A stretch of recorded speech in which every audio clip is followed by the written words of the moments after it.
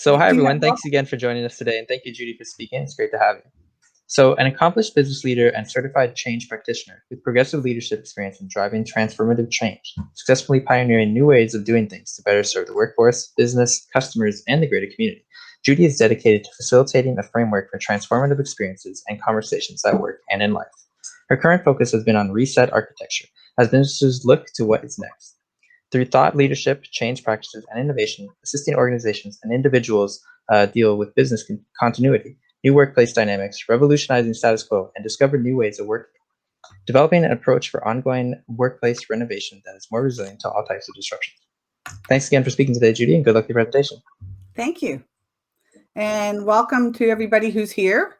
I can't really see the participants or at this point, but I will start progressing on to this. So, we are experiencing widespread disruption over the past year as a result of this pandemic. I'm sure I'm not saying anything that, people aren't aware of, but really what the important thing is that this is probably the greatest interruption that we have faced over many, many years when it comes to challenges within the business life.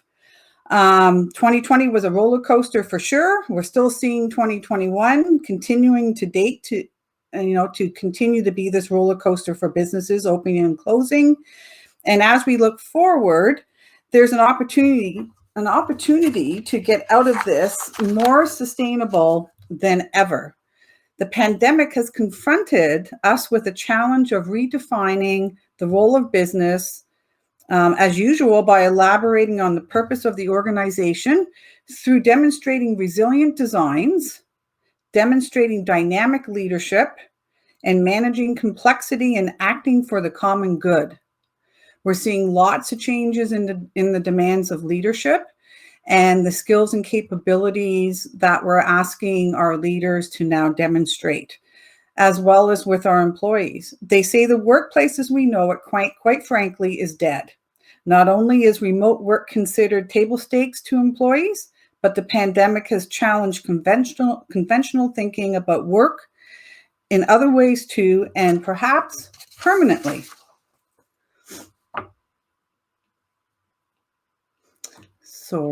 Sensitive. There is no way, and there's no going back. This is what we're hearing over and over again from experts around the world about this, and there's no going back to this pre-pandemic workplace.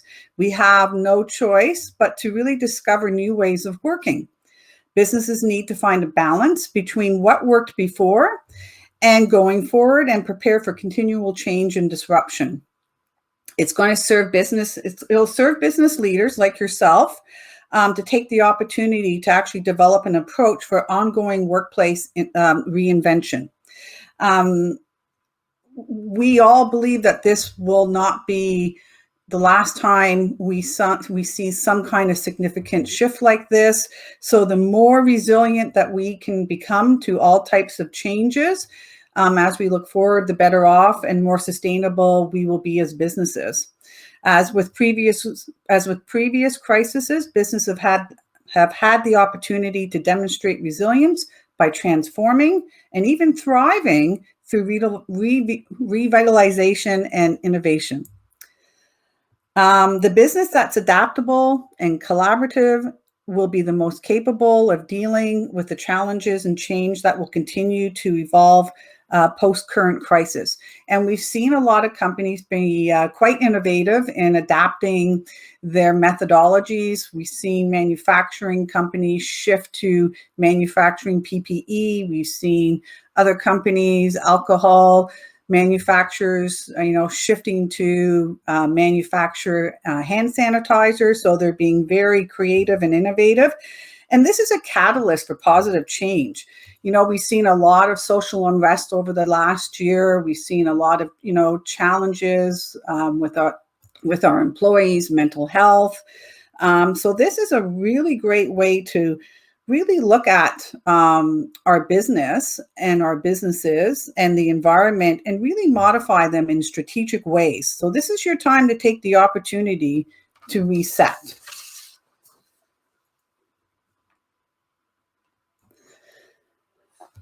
So, out of curiosity, and if you want to, type in the chat, how many of you are actually starting to think about business plans going forward? How many of you have actually have a business plan already in place about how you're going to move forward and reopen, or perhaps have this opportunity to reset your business? So how are you going to actually think about the decisions that you make? So how we approach things, and when we get the chance to choose again, um, our innovation and our creativity and a really good change process is what is going to make the difference between continued survival and creating a solid foundation, so individuals and organizations can actually thrive. So leveraging process, methodology based on strategic questioning, caring for your employees and and customers, and implementing key change tools, methodologies, and processes are going to be your path forward. You will have a profound opportunity to reimagine ways of working, as well as norms, human interest, dealing with human interest and interaction that help create a very cohesive culture. I put this change process that I put up here. This is a great handy tool to help the discussion within your organizations. So start off with the response step, meaning dealing with the present situation and managing continuity. Then move to reflect. So regroup, pull in key stakeholders, dive deep on strategic choices. Coming out of that dialogue, this is your opportunity for reinvention, solving for today while building up for tomorrow, being proactive, deliberate, and embracing change, balancing practical action to preserve the best of the old while fostering the new, and focusing on building a system for timely reinvention. And then coming out of that as a thriving organization, prepared for and embracing the new reset. I put this visual up because, my perspective on this is that as a business, we have to look at this two ways. And it's a balancing act. It's a seesaw act, depending on your business. So anything we do to one side is going to affect the other side. So we have the business on one side, where we have to look at the business plans, the purpose, the work environment, work culture, all those good things. And then on the other side, we have the people, and they're looking at things around culture, psychological safety, health and well-being, engagement, morale, and work. So as we step into post-pandemic, we're going to have to find a balance between what worked before and going forward. This is truly a balancing act. And, we have to think about the well-being of the business, but more importantly, and equally importantly, balancing the needs of the business as well. I recommend, as I said, looking at this from two perspectives and weighing them, because they're equally competing factors of importance. So as companies look to begin to redesign their workplace plans, they're building on a lot of uncertainty right now around timing, hybrid, remote. Maybe there's a split in workforce. So you have a large percentage of your workforce that are still on-site employees, but you have the other population that's had this flexibility to be working from home. We have employee concerns. We have meeting customer demands. So, how to design, we have to think about how to design these people programs in the most equitable way for all the employees, while ensuring that you're meeting customer needs. So using the right tools can give us data and information to support and help design the change management that we need to have in place for our employees, customers, and other stakeholders to be able to enter this next phase as smoothly as possible and to figure out how to make our businesses thrive when the unexpected comes at us again.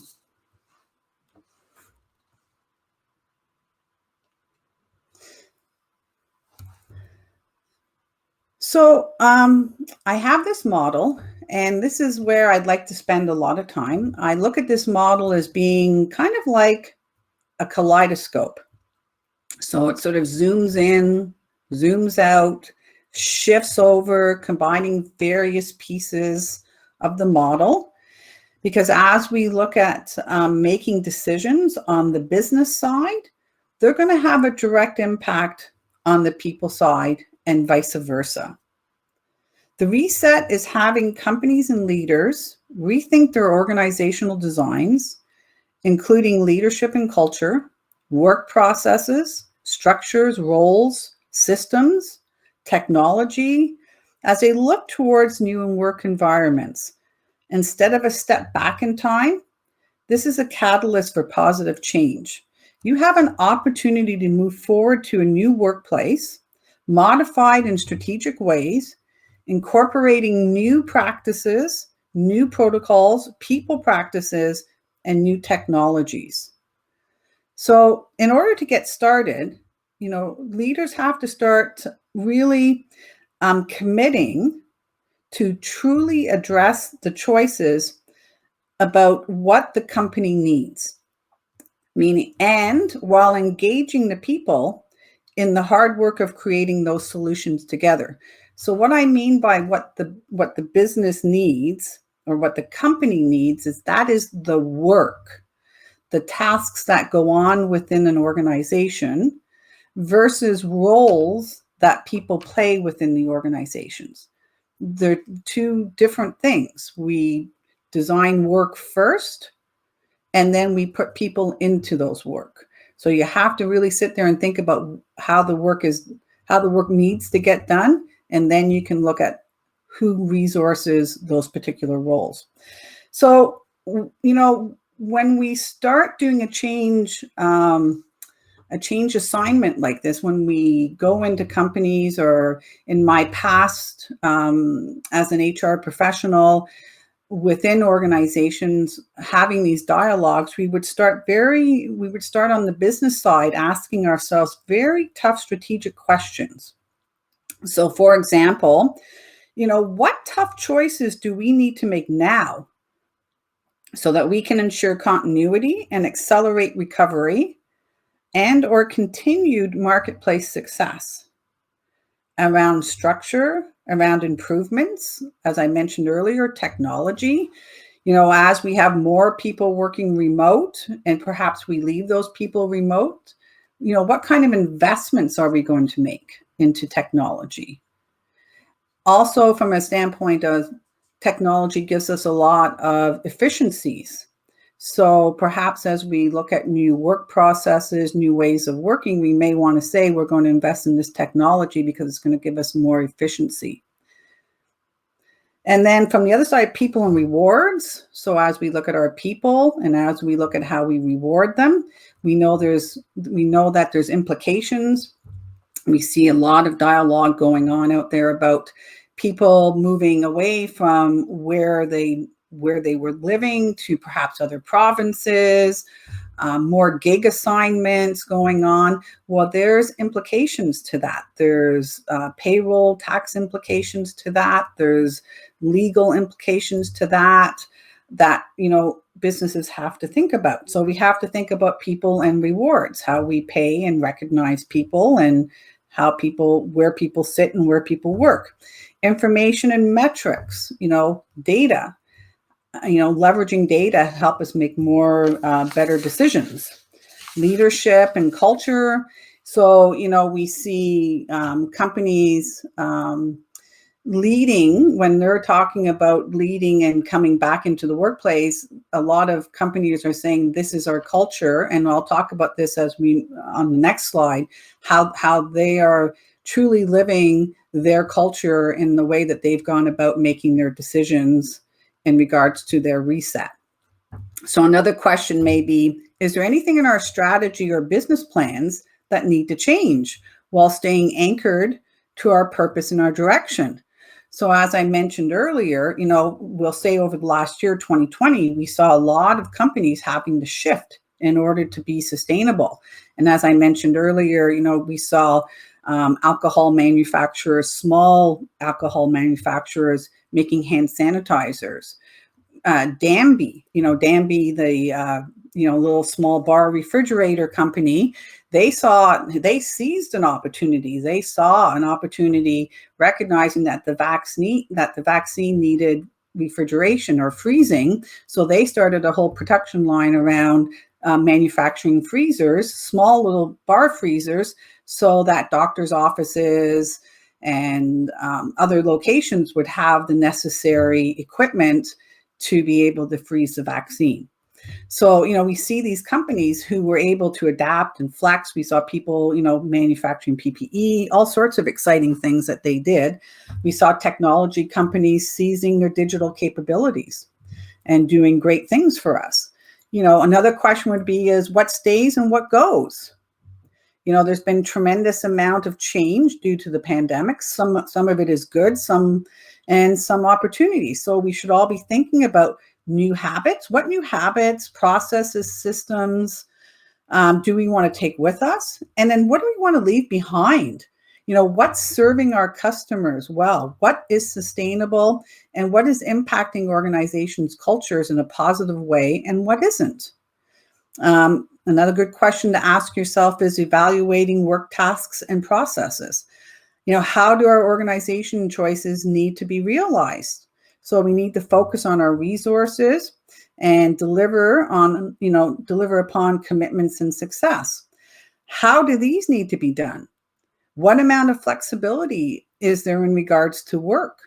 So, this is another big question that we've seen going on out in dialogues that I've been part of, is really having companies define what flexibility means to them.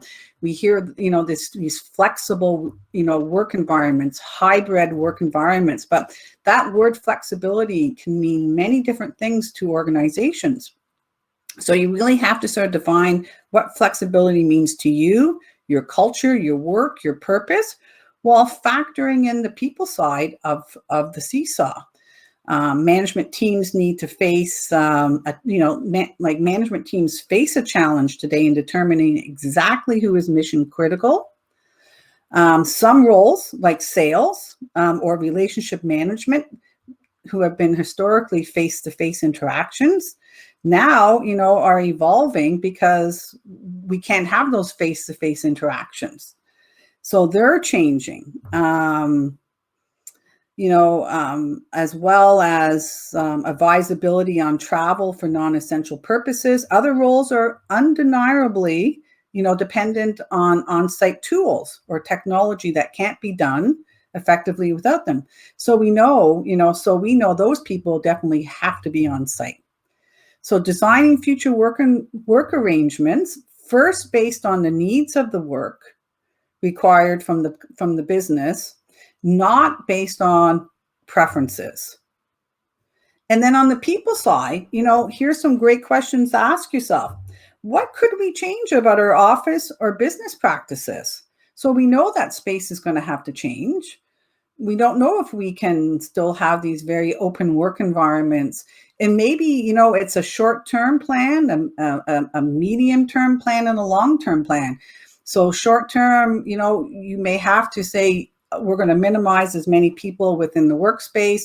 Maybe we'll see, we'll bring more people in once the vaccine starts getting up and going. But longer term, really post-pandemic, it may be a return to the office for everybody, but these are dialogues that you really need to have and really need to start thinking about. What new people practices do we need to put in place to make our employees feel safe? Psychological health and safety is a big conversation going on out there. Transparency on role versus work. So why does that person get to be flexible and I have to be in here? Having that dialogues and really expressing that when you go out to your recruitment. This is a remote job. This is an on-site job, but have really concrete reasons why it is a flexible job versus an on-site job. And as I mentioned earlier, you can look at the dependency. So one of the ways to do that is really think about how if this work is done independently, it doesn't share, it can share knowledge, across distance. So that job most likely can be a remote job.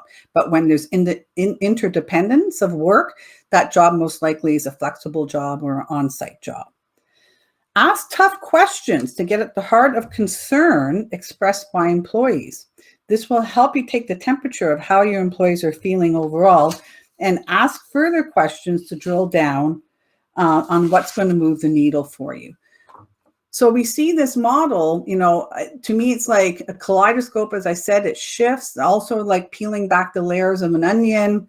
With change at the center. Change is the centerpiece of all of this, because we're not only changing the business side, we see a lot of changes happening on the business side of things where, we're changing technology, we're changing process, we're changing work, but we're changing the people side. And as we know with change, change happens one person at a time.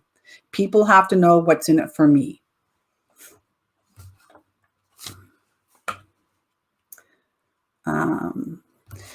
So here's some leading best examples. I really apologize for the busyness of this slide. You can see that I purposely drew these things overlapping and just like the model and just like the seesaw, these things, they really do impact one another. Anytime you make a decision on one side, it's going to have consequences, as I mentioned, over on the other side. So here's some great things that we see some organizations that are doing.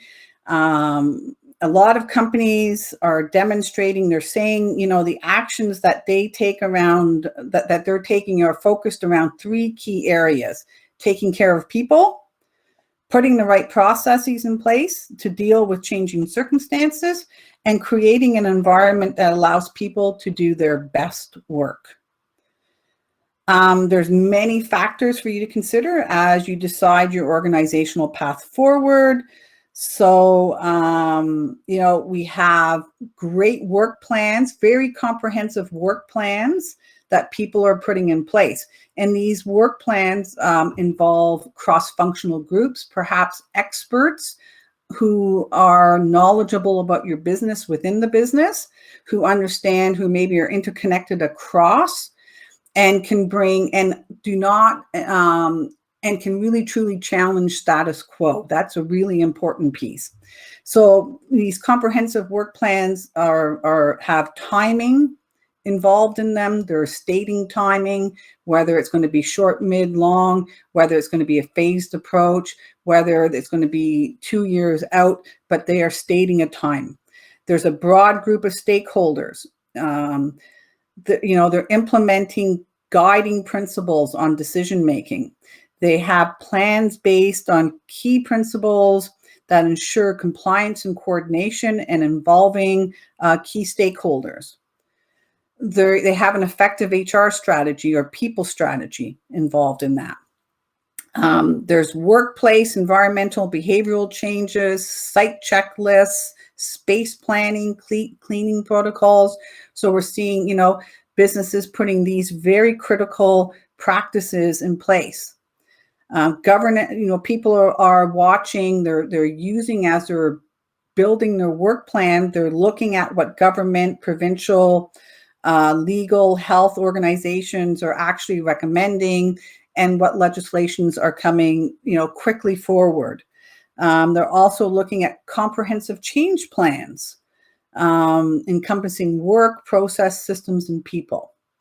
On the people side of things, we're looking, what's probably one of the most important things is the health and safety of the workforce should be management's top priority. It's a moral, ethical, and legal concern for all companies. And this should be really built in around governance and risk on the business side as well. It sort of overlaps over there. Employee surveys, they're a great tool. And, really collecting honest, collective, internally public conversations. So as you make your decisions, make sure that you're having, internal conversations with your employees around the decisions that you're making on the return to work. Also, transparency, clearly communicated policies and practices and FAQs are really best practice out there. I can't say enough. Communicate. People want to know what's in it for them. And then have a very clear plan on bringing people back into the office. Clearly defined roles, commitments, changes to the culture, recruiting approaches, especially in hybrid models. Who's at home? Who's at flex? Who's in the office? Phased in approach. And maybe have a clear plan for a re-exit plan. Because as we just saw, we're back here in Toronto, we're back in lockdown again. So we were open and now we're back. So really have a clear plan on that re-exit. And so the other really key area that I really want to practice, I really want to emphasize, is around leading practices, is having a change partner and a thought leader. And this is for you leaders. This is for the leaders. This is, having somebody who can coach you through difficult issues, who really doesn't have a bias or an invested interest in helping you make these tough decisions. They're not going to be biased about it. They're going to be these advisors.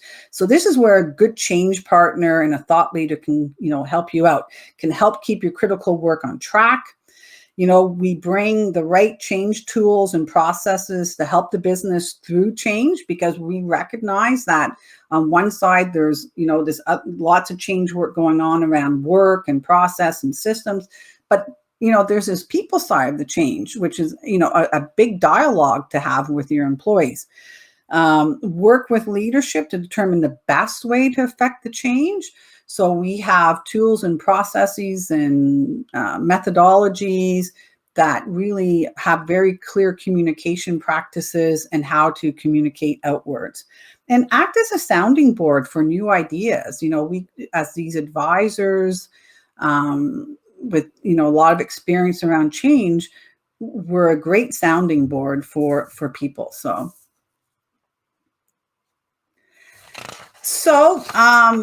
I guess I'm up for my time. I have 2 minutes left. I just want to say that the workplace, the workforce, and work of the future will be fundamentally different as a result of the pandemic.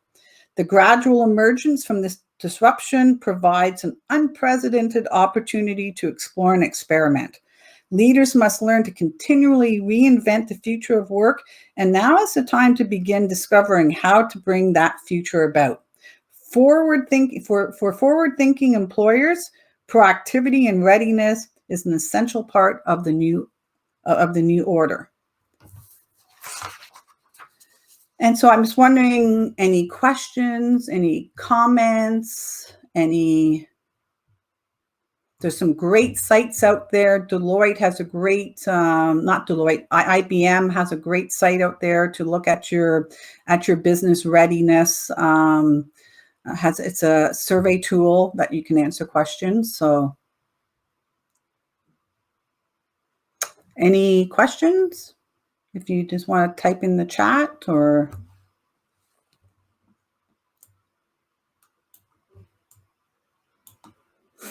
Oops. Hi, Judy. I just wanted to jump back on while we wait for some questions. I just wanted to say thanks for your presentation again. While we wait for some questions, I just had a quick one for you. What do you think is sort of maybe the top 3 points, or maybe just one, sort of key takeaway that someone should get from your presentation today? I would say plan some more. is really, pretty critical. Yeah. And ask yourself tough strategic questions. This is a real opportunity, I think. I think this is probably our greatest opportunity to really rethink how work can be done. Mm-hmm. We look at, give you a great example, HubSpot. HubSpot always sort of looked at themselves as being a flex-ish organization. And since this has sort of happened, they had 10% of their workforce working remotely. And since the pandemic and, the last year and a half now, they've come out. And I'll say HubSpot is probably one of the leading companies in regards to having great codes of culture and living that code of culture. And they've come out and said, we are a flex company now. And they have very clearly defined what that means. They have adapted their benefits. They've adapted their workspaces for that, their onboarding practices, how they interact with customers. They have a very clearly defined plan and have clearly defined that to their employees. So they're probably a great example to look at. Salesforce has done some pretty cool stuff as well. But it's really because they've taken the time to ask themselves tough questions, strategic questions, making sure they have alignment, but also very clearly communicating to their employees what this means to them. Yeah. Yeah, some great points. And another question I had for you: what's the best way for people to get in touch with you if they have any follow-up questions? Yeah, on the front of my slide, I think there's contact information on there. I think I put my contact information on there, but if not, my email is. Do you want my email address? Would that be helpful? Yeah, should you maybe just want to type it in chat just so people can save it? And I assume you're on LinkedIn as well, in case anyone wants to. I am. Yes, I am. Yeah. Great, perfect. Well, yeah, it does look like as J. Holcomb-Williams, you'll find me on there. So awesome. But yeah, I was just going to say it doesn't look like there's any questions, unfortunately, from the audience. But I just want to say thanks again for your presentation. It's really great, really interesting advice and information in there. And just to let everyone know, so our main stage panel starts at 3:30. So this is the last round of sessions for today, and then our panel starts at 3:30. But thanks again, Judy. It was a really great presentation. No, thank you, Alex, and thank you to whoever's out there. So I hope you enjoyed it, and if you have any questions, or please don't hesitate to reach out. So great. Thanks again. Okay.